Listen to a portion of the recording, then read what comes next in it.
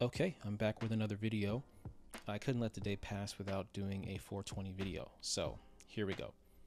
The main question I just want to ask you guys and what this is about today is how does the stuff on this plant right here turn into a psychoactive experience for human beings? So the culprit is this molecule Delta-9 THC, but specifically Delta-9 THC-A, and I'll explain what A means, is in the plant itself, like the outsides. If you touch it, it's sticky, there's some stuff on it. Okay, then if you heat it, right, put fire on it, it releases a carbon dioxide and becomes regular Delta-9 THC, which produces this experience. So let's talk more about how that works.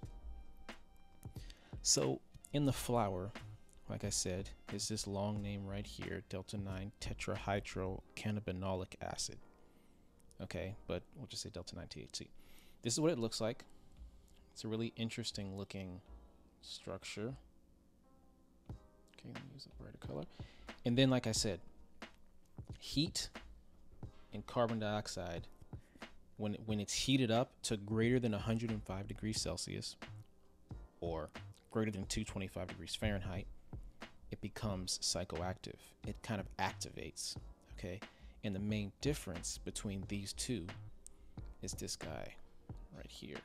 This is an acid. I'm not gonna worry about the specifics, but this is why you have Delta-9 THC-A, because it's Delta-9 THC with an acid, okay?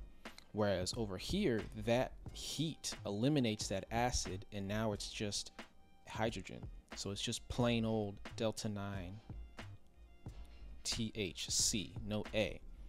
And that small change makes it psychoactive, right? Put some heat to it, it'll activate, right? It turns on, it's like a switch. Then you have some interesting transitions. Delta-9 THC, under certain conditions, turns to Delta-8 THC-A, which is a new and popular cannabinoid that's being used everywhere. Then, under certain conditions, Delta-8 THC-A turns into cannabinol, CBN. I'm going to get into what this is, because this is probably an unfamiliar compound as well as this one. Okay. Then if we, under some certain circumstances, now this transformation doesn't really happen, Delta-9 THC to CBD, but I'm just going to show you the differences. You have another one, CBD, right? Most people know about CBD right now. It's used everywhere, okay? And the differences between the psychoactive Delta-9 and the CBD, which is not really psychoactive, is this thing right here. These two connections to oxygen. Because over here, that connection's almost like severed, right? Like it's not there anymore. When that happens, it's a completely different thing, CBD. So before, just now I talked about Delta-9 THC turning into this thing called CBN. So why is he making CBN a thing? Let's talk about it. In the cannabis plant, as you can see, this beautiful one right here, these sparkly bits that I was talking about earlier are basically chemical factories in the plant. And when you zoom into the leaves, specifically the flowering portions, you can see these things. They're called trichomes. They look like little people with no arms or legs. And there's little structures that contain these chemicals. And this is where the plant gets its effect from. Once those are heated up, they liquefy and vaporize, and you inhale it into the lungs. When you zoom in on these trichomes, you see these things, right? They're more defined. Some are amber. Let's use a pink. Some are amber, some are clear. The amber ones are CBN, and the clear ones are just regular old THCA.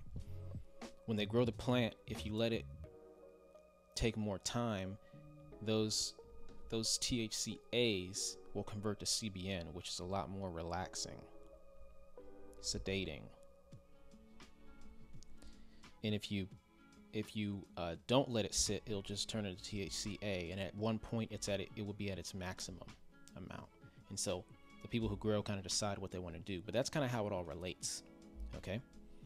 Last thing I want to talk about is terpenes. So among the THCs and other cannabinoids, which is a family, you have these molecules called terpenes, which gives it its taste, its smell, everything.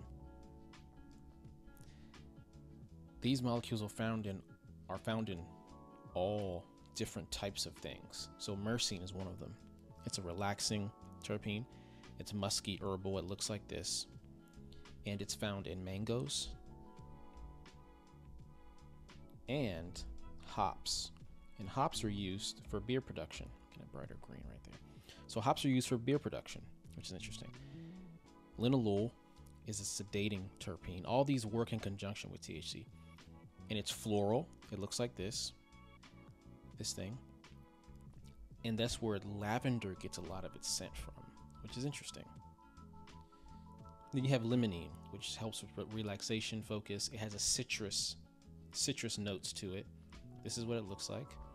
And you'll find limonene in rosemary, oranges, lemons, and there's more compounds you can find these things in. And there's a whole host of terpenes. And that's what makes cannabis a pretty complex plant. But anyway, that's the video. I just wanted to make something short, sweet, simple on this interesting topic as it applies to today. So thank you guys so much for listening. Please like, comment, subscribe. I'm just trying to build this thing up, but I'm appreciative of anyone who listens. I hope whoever's listening learned something new. Thanks again. Have a great day, and I'll see you next time.